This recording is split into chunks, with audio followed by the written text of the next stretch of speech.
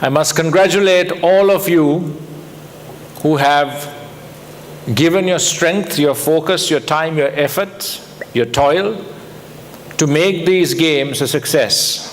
I was listening a little while ago and I marveled at being told that it costs well over 35 million rupees to host these games. It takes a lot of organization, a lot of skill to put this whole show together, especially in a time when everyone is tightening their belts. So well done and congratulations. I also hear that the table tennis finals was going on as I was being led on to the stage and then to my seat. And that result may actually determine the overall winner of the Sri Lanka University Games. So it just goes to show that even until the last moment, this has been a thrilling edition of the Games, and I'm sure that all of you who have taken part are very, very proud of your efforts. No matter where I go, every time I come to Sri Lanka and I meet young men and women like all of you who are gathered here today, I'm always very, very proud. I'm very proud at the fact that my country keeps on delivering in terms of putting out accomplished, capable, strong-minded young men and women into Sri Lanka society so they can shoulder the burden of ensuring that the future of our country is in the best of hands. University life and the years that you spend are some of the best years of your lives. I remember my parents talking fondly of their years at the Peradeniya University. My older sister was there as well. And these are the years, once you have gone through school and high school and you enter university, that will actually prepare you to face the real world. And that is why all universities, not just in Sri Lanka, but also all over the world, places such a large emphasis on sport. Because what sport allows you to experience is real-life challenges in a fun format. While you are pursuing your academic work and you're lost in your little world of trying to complete your degrees, earn your qualifications, so that you have the ability to face life head-on, sport challenges you. It teaches you sometimes that the world is not fair, life is not fair. It teaches you that to succeed in life as well as in sport, you need strength of character, you need focus, planning, strategy, tactics, concentration, teamwork, and the ability to completely believe in the fact that you are at your best. It also teaches you values and life lessons that sometimes you don't learn in your classrooms and in your lecture halls. Sri Lanka is at a crucial stage in its evolution as a society and a country. And for far too long, our academic institutions have concentrated on churning out erudite, capable young men and women who are qualified in certain fields of study. Young children who enter schools, they're taught to do mathematics, they're taught literacy. But at times, value-based education has taken a back seat. And sports, apart from the lessons that we learn at home, the examples we have as our teachers, our lecturers, our friends, icons in society, global leaders, plays a large part in shaping you as human beings. We all like to think that we are people of principles, strong values, a good moral compass, and we are honor-bound to do the right thing.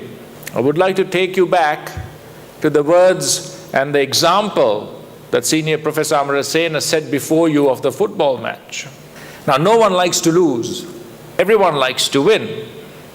But sports teaches you that at times, you have to accept both. And the greatest test of a human being is not the fact that you stick to your principles and values and your moral code when everything is fine and everything is to your advantage.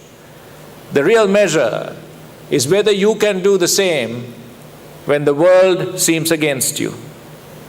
When people of power or position are trying to put pressure on you.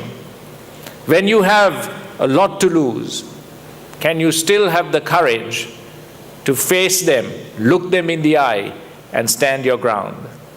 It is a simple football match, but how you carry yourself in that moment of crisis, in that challenging situation, the decisions you make, not just at that moment, but how you accept the decisions made on your behalf, will tell a lot about who you are as people. This is not just about the University of Ruhuna, or Colombo, or Kandy, or wherever else. You have students from the north, the south, the east, the west, the center of our great country. And I would like you to take a moment to look at each other in this hall. Look to your right and look to your left. People who are sitting next to you are your brothers and sisters who you will meet again outside these university halls in real life situations. For far too long, we have used words like minorities. We have tried to divide each other by ethnicity and religion. But look at each other. Do you see a difference? Do you notice anything unusual? Or do they look like yourself? For they also carry the same hopes, same dreams, same aspirations, same ambitions. Forget the words that divide you. Make a decision today in this hall where you are spending time laying a foundation for your lives to change your mindset. This is a sports day. Yes, university is fun. Yes, it takes a lot of hard work. Yes. But it is nothing compared to what you will face outside in the real world. In the epic poem Rubaiyat, Omar Khayyam says, of the myriads or the many who before us have passed the door of darkness through, not one returns to tell us of the road which to discover we must travel to. You will learn from your lecturers, you will learn from friends, seniors, family members. You will learn of their experiences in similar fields. But you will have to continue this journey sometimes on your own, by yourself. For that you need conviction that who you are as a person is the best that you can be. One of the greatest lessons that I have learned in my life, in sport and beyond, is when I was told never to confuse your skill with your identity. You can become anyone you want.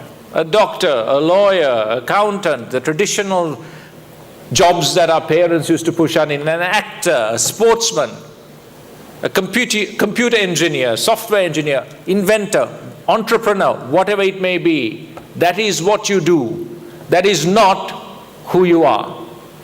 Never introduce yourself in company by what you do. Always by who you are. Because who you are will impact not only your life, but the lives of each other. Everyone who is seated here is in partnership with each other and in partnership with your country and with your society. How you live the next few years of your life can and will determine sometimes the future of our country and the future of the generations that will follow you, not just into universities, but into life. You have a great responsibility, and this is where you prepare yourself to ensure that you do your duty by yourselves, your families, and your country. Mahatma Gandhi said, be the change you want to see, be the change you want to be. Start now, start with each other. Stand strong, stand firm on your values and your convictions. Do not compromise who you are, because who you are, by what I've seen today, is glorious. You've achieved so much during these games, but that is nothing compared to what you can and will achieve in the next years of your life. So smile, be happy, talk to each other. Whether you speak the language or not, try and connect. Open your hearts, open your minds. Live life without fear of your neighbor. Live life to the fullest, enjoy it, celebrate it, but celebrate it together. When you do, you become great, society becomes great, and Sri Lanka becomes great. That is my wish for all of you, and I thank you once again for inviting me today. I'm very humbled and I'm very thankful.